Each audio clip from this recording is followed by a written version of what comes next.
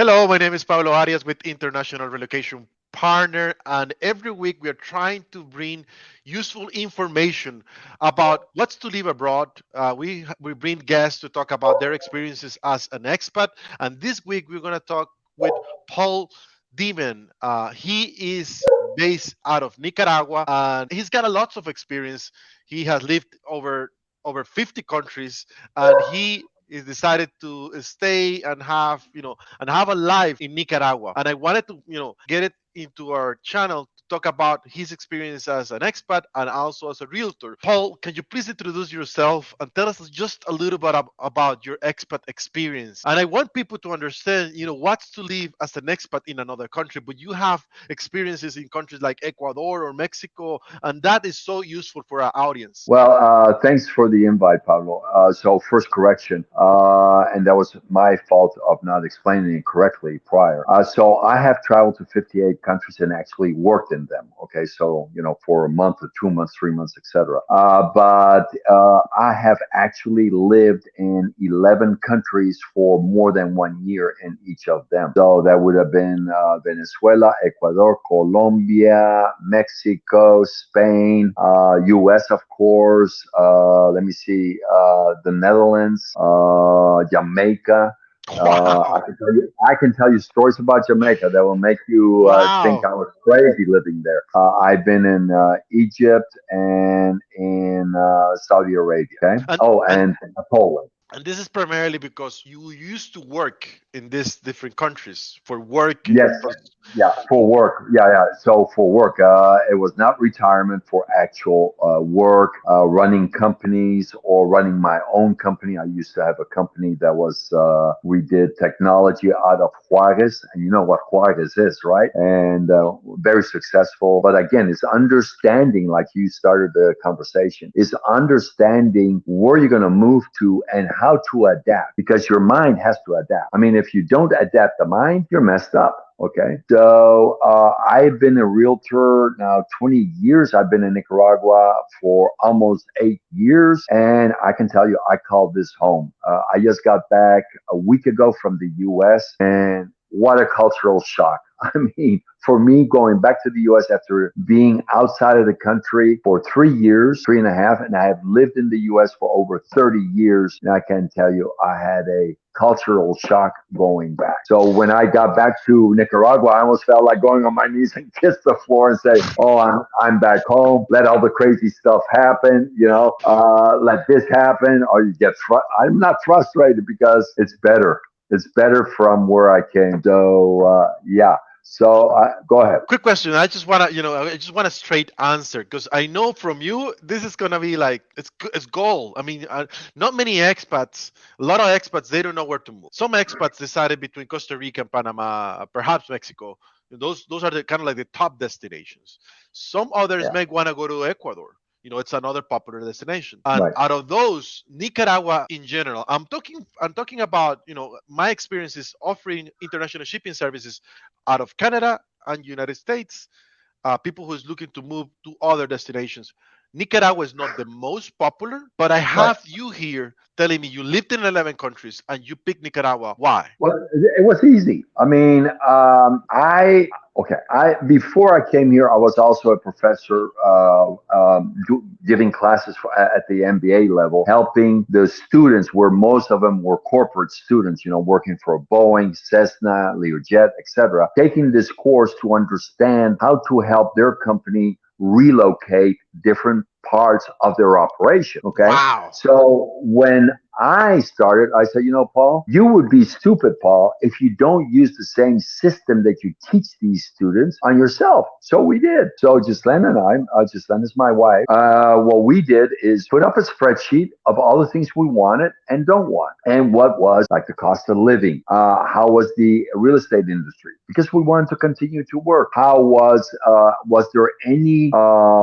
incentives that the government provided you to move to their country? Okay. What was the expat community like? What was the cost of housing? So I started ticking off and making a spreadsheet, and we started. So my wife was born Chilean. So we started in Chile. We both went to Ecuador. So we went to Ecuador. Then we went to Colombia. Of course, we didn't go to Venezuela because of the nightmare Venezuela has right now. So we skipped Venezuela.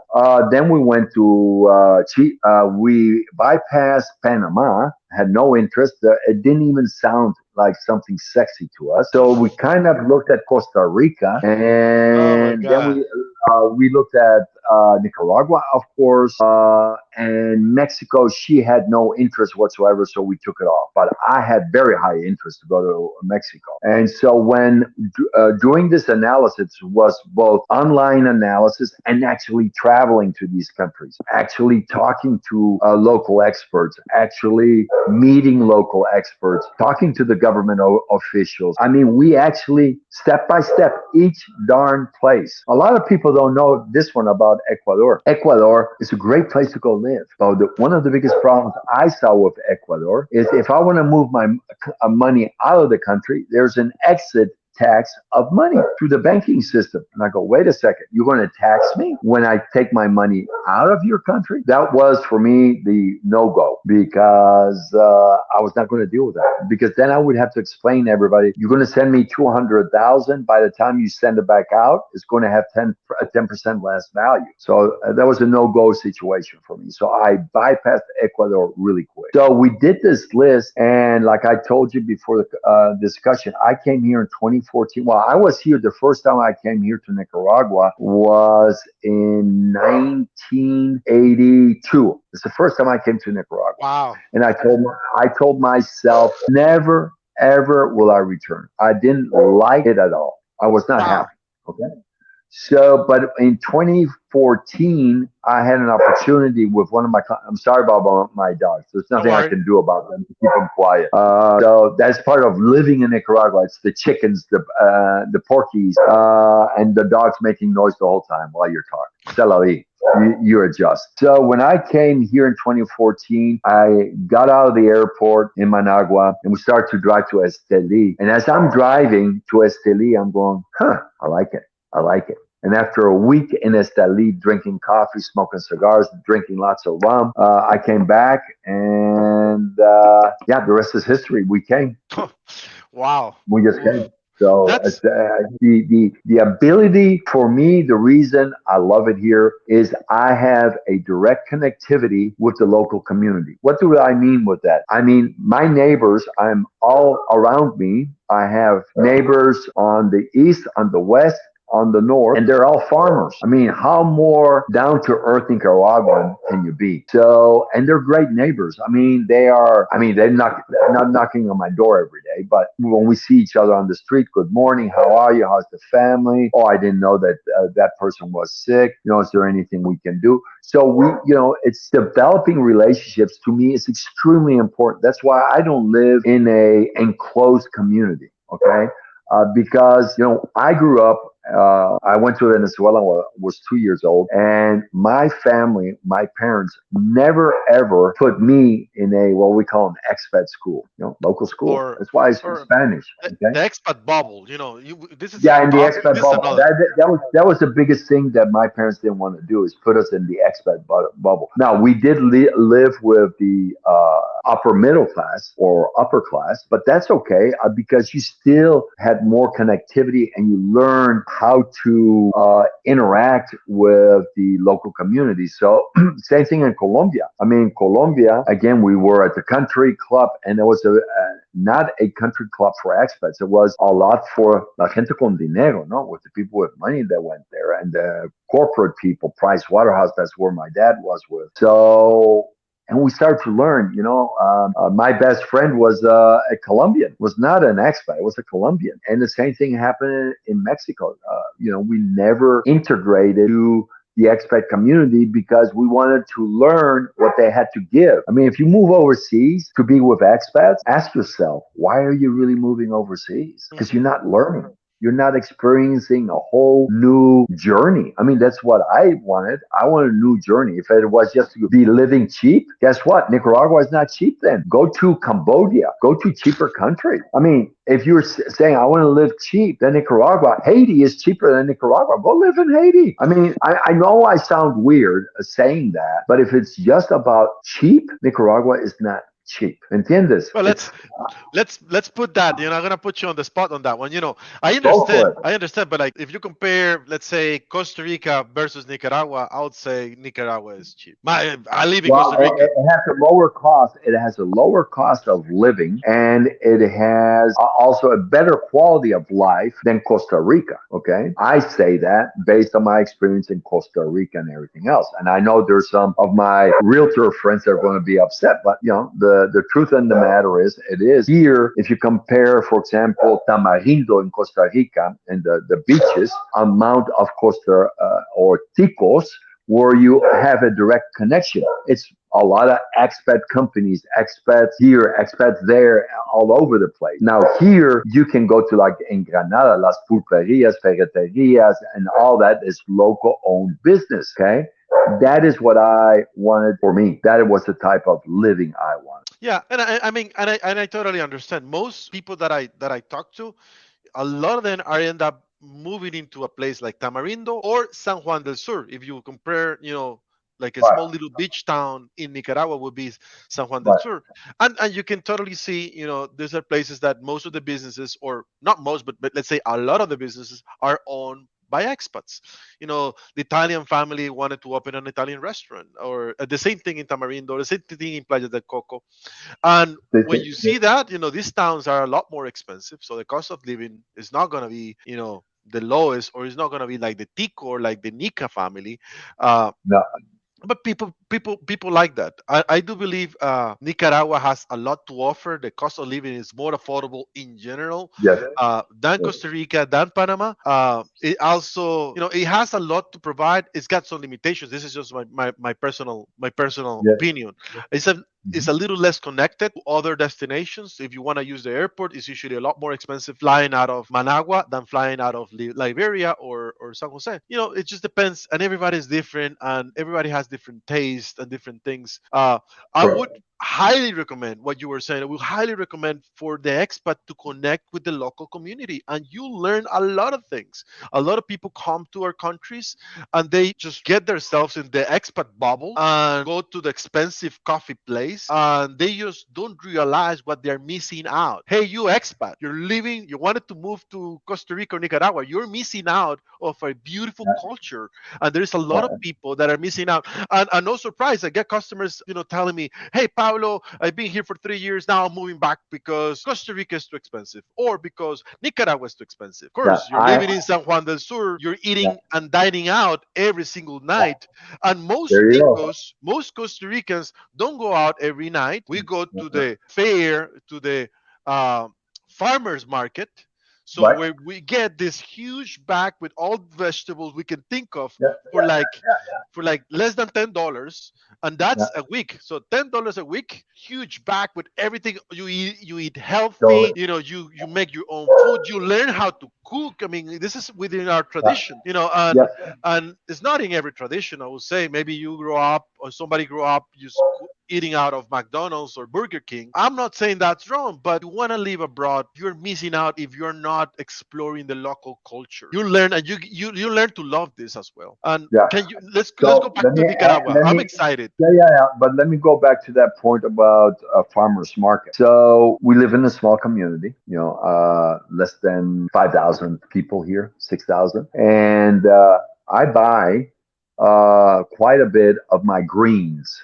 From the local community, because that's what I mean. I can go to La Colonia. So if I'm in La Colonia, I'll buy the broccoli because they have more broccoli than the community, because here in the community it doesn't seem like they like broccoli. I don't know why, but each to his own. But we do. Masaya has a fantastic farmers market, and when we have time, and that's the problem with our business, when we have time, we will go to Masaya and call and buy for 2 weeks, and for 2 weeks of groceries of greens, right? Vegetables, tomatoes, onions, the whole 9 yards, potatoes, $15. And if I do that at La Colonia, I'm looking at least 30 to $45.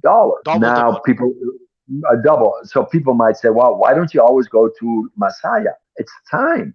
The value of my time in this business is such that if I have to program it and 2 hours, that is very valuable time, like in your business, like we talked before. We are very time management, very let's say North American style, and it makes it very difficult where you say, I need 2 hours so I can go to Masaya, save $15. Well, I don't go to Masaya to save $15. I go to Masaya because I enjoy the interaction, the tightness, el choque, you're walking with Nicaraguenses in the crowd and it's muddy and might have rained like today it rained. And so the interaction is what I want, and so that is why I make time once in a while, just go do it. Who cares? Go do it because it's a fun interaction. Quick question. As Right. an expat and also as a real estate agent, somebody that offers advice for real estate, what are I'll say the three, four, five places that you think people should definitely check if they're looking to move and retire and make an investment in Nicaragua? Well, I think that's a really good work. They should check them all out. Don't go, which I've seen in the last year and a half, 2 years. A lot of the people, the new families that have come here to Nicaragua, it seems that they felt that Nicaragua is San Juan del Sur. Nicaragua is not San Juan del Sur. I I mean, like that. far from. Nicaragua has so much to offer. And I can ask a lot of the families that have come, have you been outside San Juan del Sur? Have you checked out? I'll tell you what we check, okay? And I wish I had checked more because Mhm. I'm learning every day. When we came, we checked San Juan del Sur, we checked out Granada, Managua, Leon. That is where we checked. I already had checked as the lead prior, right? So those are the places we check. We actually stayed there. I think Ghislaine went for 2 weeks in each place to check it out. But she was checking it out, actually walking the streets, talking to people. I mean, you can't go to a place. Let's say I'm going to check out San Juan del Sur. Oh, let me go to a restaurant today and go check that out. Let me go have a nice jugo. No, I'm going to drink the jugo. Hey, oi, how are you? How do you like living here? Oh, it's really good. I like it. Okay. So the next day I'm going back to another restaurant and check that out. But restaurant hopping, bar hopping, grocery store hopping is not checking out the place. Okay. It is not.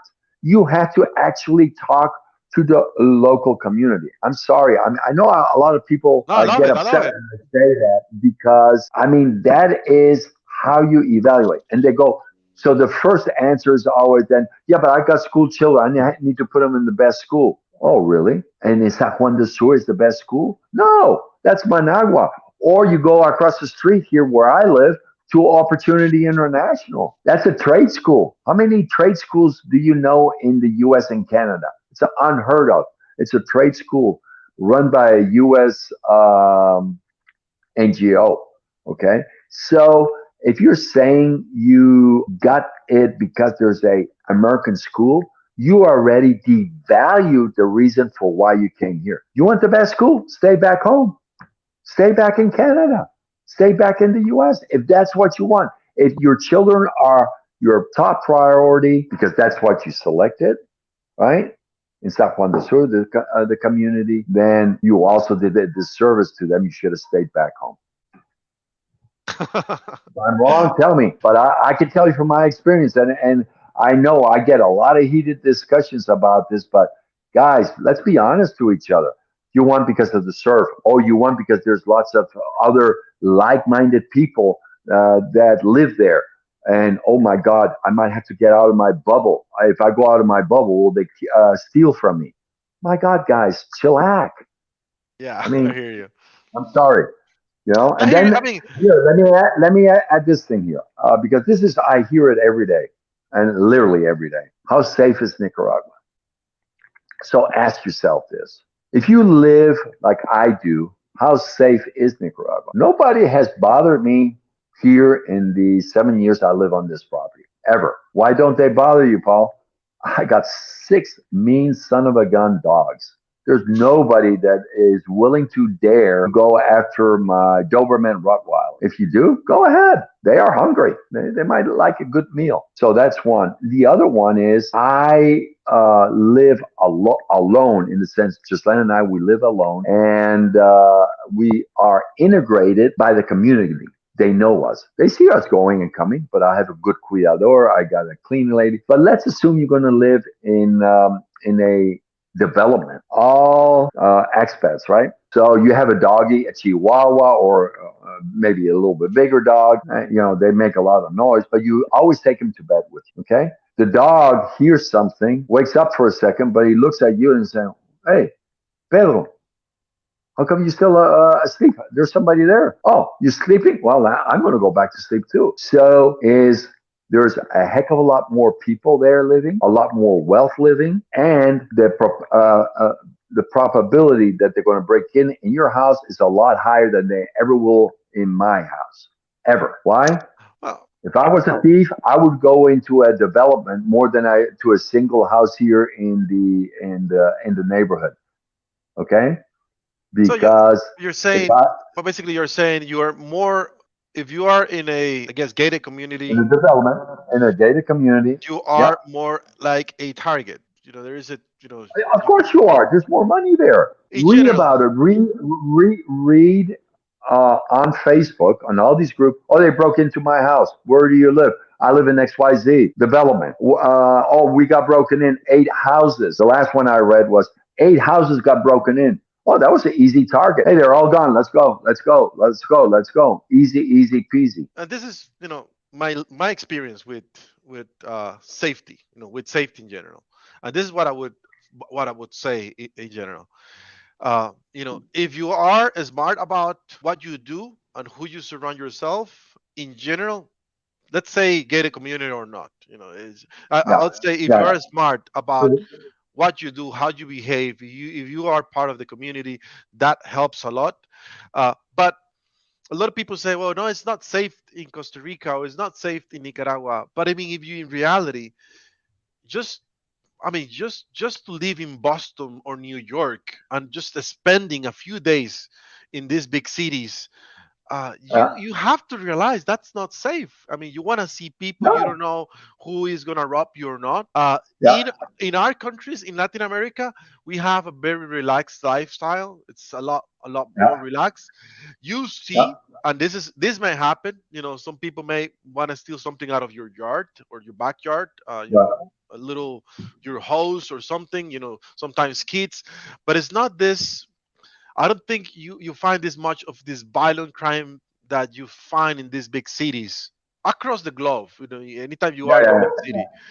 Uh, Yeah. We're lucky in here. in We're very, in, very in Nicaragua, this is what we learn. I mean, I used to go to El Salvador, to Nicaragua, travel Guatemala a lot, and Central America, and we felt Nicaragua was the safest out of the other countries in Central America. it is. Uh, Yeah. the safest, and even safer than Costa Rica. Uh, and I don't feel unsafe in Costa Rica, but even safe, and I do believe this is because Nicaragua was kind of like the border between Guatemala, Salvador. They have these gangs or the famous Right. maras Right. with Right. and Nicaragua has this kind of the police, but more like the military type of police. So when somebody is doing something bad, if the community finds out who that person is, they will quickly, Right. put him Oh, away they or take get care him in of it. jail. Yeah, they take care Yeah. of it. That's what I'm trying to say. Something that in Costa Rica doesn't happen because we are too nice, I would say, too diplomatic, too. They have to get it, and if they stole something that is under like $400, they let it go. They just take it to jail one night and they let it go. So the laws here protects more you know the thief than the people. It's kind of like in the US, kind of like you have to go into in Nicaragua. You are doing something bad. This is the reputation. I cannot confirm, but the reputation is the community will figure out, and that person is gonna have to either go away or Pay they're for it. gonna. They're gonna. Yeah. That's Yeah. so. This is Very why true. Nicaragua, in my personal opinion, or what I hear after traveling to all of these countries, it's kind of like the safest place on this sense. Now I I want to agree. talk about your business a little bit, and I want to talk about a little bit about your channel, and I want to show our audience a little bit here on the screen. You have a huge YouTube channel. We would say kind of like the biggest subscriber and the biggest.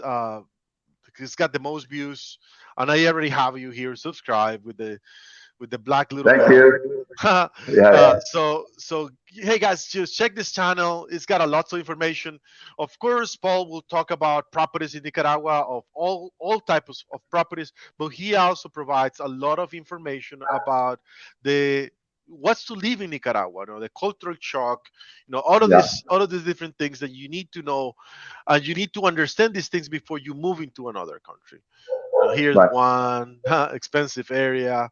So I love it, and this is the type of content I do believe our expat community needs to be exposed before they decide to move internationally, move abroad to Nicaragua. Right. And we love Yeah, to yeah, help. We have a little office in Nicaragua where our operations, shipping and logistics operations, is based for the entire region. And this is why we also wanted to provide and expose Nicaragua as a great place for people to explore and to live. I do believe yeah. a lot. It's affordable. It's affordable if you compare Nicaragua to Costa Rica or Panama, which some of the top places. It's very affordable. It offers everything, all the nature, and it's got a huge, a huge culture. The culture is rich. If you wanna Right. explore Nicaragua, I think Paul has a lot of resources in his YouTube channel. Yeah. I appreciate Yes, that. here Appreciate that. is Yeah. all the contact information. Go ahead. We, on our channel, like you said, we do 4 days, 2 days in Spanish and 2 days in English about properties. So the whatever I do, let's say a house A in English, I'll do house A in Spanish. Exactly the same video, but I will talk about it in Spanish and In I'll Spanish. write up about it in Spanish. And then I do 3 days about living in Nicaragua and everything, how living is done in Nicaragua. My helper just came, so that's why the dogs finally are quiet. My apologies. That's okay. And then we do approximately 60 videos a month. Okay. And just talking about Nicaragua, the good, the bad, and some ugly. But what I tell people, there's always a silver lining. When you look only at the bad, check the bad and see how you can switch it and make it a positive. And so I had a video, or I still do. It's called "The Good, the Bad, the Ugly," and it was just that about talking about things that I, as an expat, don't like. But how can I make it positive? Take a positive spin. Everything you do, you can always put a positive spin on. So I do appreciate Pablo the this interview, this discussion, and I think what you guys are doing is awesome. So we need to talk again, and maybe I should do the reverse interview you a little bit and talk about your business. But I really appreciate the opportunity to be on your channel and wanted to give you my thumbs up. Thanks for all the work you do, and let's stay connected. But thank you very much. Thank you for everyone that is listening to and watching our content. And thank you once again. And we definitely will do another interview and talk about other things expats may need, are like international shipping services and logistics. Thank Right. you. Bye bye. Awesome. Thank you. Bye bye. Adios.